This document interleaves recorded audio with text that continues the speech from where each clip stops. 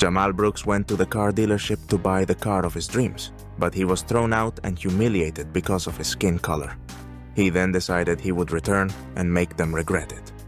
What happened next would shock even those who have seen a lot. But let's start from the very beginning. Jamal Brooks, a successful entrepreneur with serious ambitions, was known as a man who achieved his goals with persistence and determination. After years of hard work, his business had finally reached a level where he could afford anything he had dreamed of. One of those dreams was a sports car, a symbol of his relentless effort. Jamal headed to one of the most prestigious car dealerships in the city, having already picked out a specific model he had longed for. He drove up to the dealership, and as he parked by the entrance, he felt a slight thrill of anticipation. Stepping inside the spacious showroom, he was greeted by the gleaming sight of luxurious cars. But just as he took a few steps forward, a security guard, a tall man with an arrogant expression, approached him sharply. Giving Jamal a once-over, he immediately blocked his path.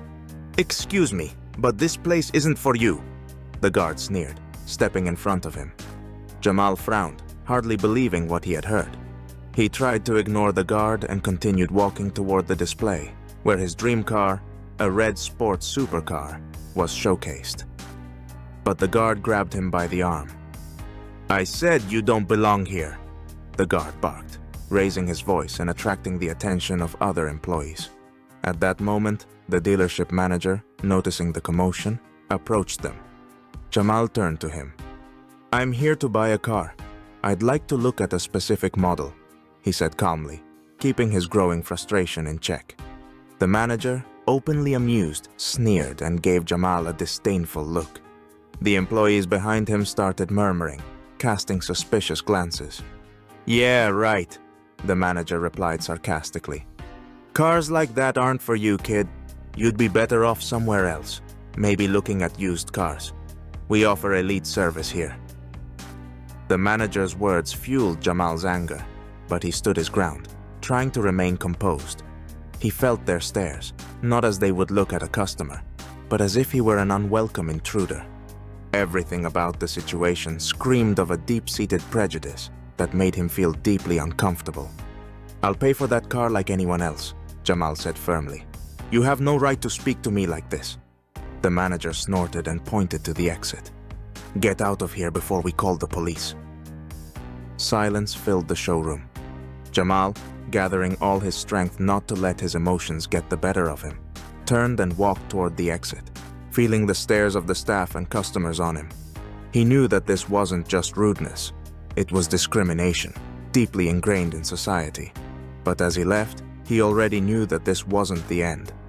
A plan began forming in Jamal's mind, a plan that would put these people in their place and show them that people like him deserved respect. The next morning, Jamal awoke with a clear resolve. He understood that mere outrage wouldn't change the system. To truly win, he needed to act smartly and strategically. He immediately called his lawyer and financial advisor, setting up a meeting at his office. It wasn't just about revenge. He wanted to change the rules of the game. Within an hour, they were gathered in his spacious office. Jamal detailed the incident at the dealership and got straight to the point. "I want to buy them," he stated confidently. "Find everything you can on the owners and the stock of this company. We're going to hit them where they least expect it." His lawyer and advisor, surprised by his intensity, didn't ask questions. Soon they discovered that the dealership was part of a large corporation that had recently been struggling. The company's stock was declining due to financial troubles, and Jamal saw this as a unique opportunity. He decided to act through anonymous accounts, so no one would suspect who was really behind the move. The acquisition of shares began through trusted intermediaries. Jamal discreetly started increasing his stake in the company. Meanwhile, he launched the second part of his plan: social media. He posted on his account, detailing how he had been treated at the dealership, describing each moment of humiliation. The post quickly went viral. Thousands of people began sharing his story, expressing both support and outrage. "This is unacceptable in this day and age," users commented. "We'll boycott this dealership." Within a few days, the news reached the media. Journalists picked up the story, broadcasting it on TV and news websites. Jamal's influence grew with each passing day, while the dealership began losing customers. The public boycott gained momentum. People refused to visit the dealership, and negative reviews flooded the internet.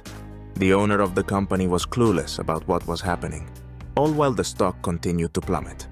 Within 2 weeks, Jamal had acquired over 51% of the company's shares, securing control over the dealership that had rejected him.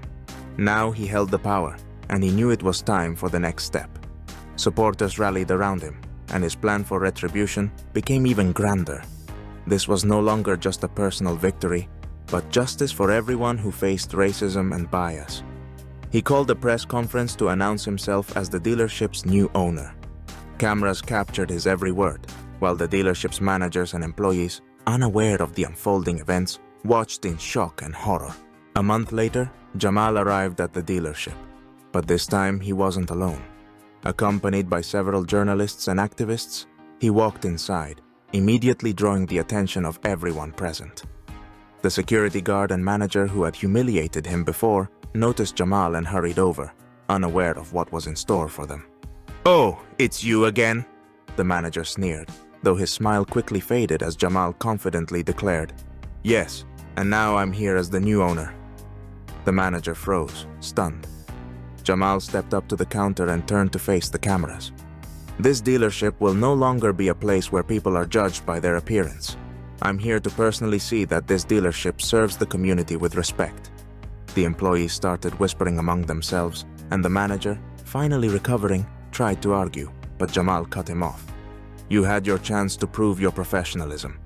I came here a month ago as a customer, and you drove me out, allowing discrimination to take over. You're fired." The journalist captured every moment, and the manager began nervously justifying himself on camera, but Jamal ignored him and turned to the guard. "You're out as well," he said coldly. "You had a chance to show you understood respect, and you failed." It seemed the cameras missed nothing. The employees, witnessing the scene, could barely contain their astonishment. A few even clapped quietly. Jamal stepped onto a small stage set up in the dealership and made an announcement. "All of the cars you see here will be donated to a local organization supporting talented young people. These vehicles will be part of a program to help kids from disadvantaged areas believe that there are no limits to what they can achieve."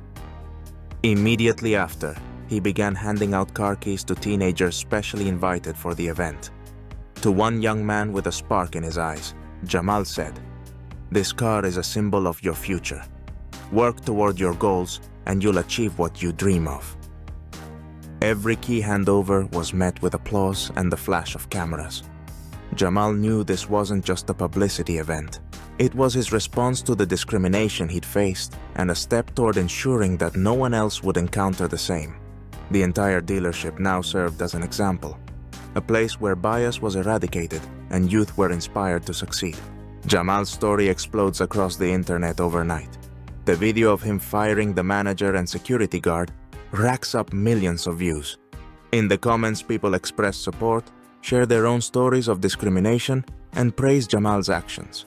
The hashtag #NagwaJusticeForAll goes viral, and Jamal can't keep up with the flood of messages from strangers thanking him for speaking up for everyone. This surge in popularity drives media outlets to discuss the incident, pushing Jamal's actions beyond the internet. News channels and newspapers nationwide cover his story, and soon dealerships across the country start fielding questions about how they treat their customers. Under public pressure, some dealers release official statements condemning discrimination and pledging to implement diversity and inclusivity training for their employees. Jamal watches as his actions spark a ripple effect of change, strengthening his resolve. Meanwhile, the organization Jamal donated the cars to launches a youth training program inspired by his example. With the vehicles he provided, they organize programs in automotive mechanics and driving skills. Young people from underprivileged neighborhoods are given the chance to learn and grow, dreaming of a future where the road is open to them. With Jamal's support, they adopt a new motto: "Your dream, your path." A few weeks later, Jamal receives an invitation to appear on a major talk show, to discuss the topics of racism and bias. He accepts, and on air, he delivers a powerful speech that encourages viewers to reflect on systemic injustice. He talks about how change starts small, with each individual act, and calls on businesses across the nation to change their practices so that every customer feels respected. We can't continue to turn a blind eye to the bias that has seeped into our daily lives. Jamal says in closing, "Every one of us deserves to be judged by our actions and character, not by the color of our skin."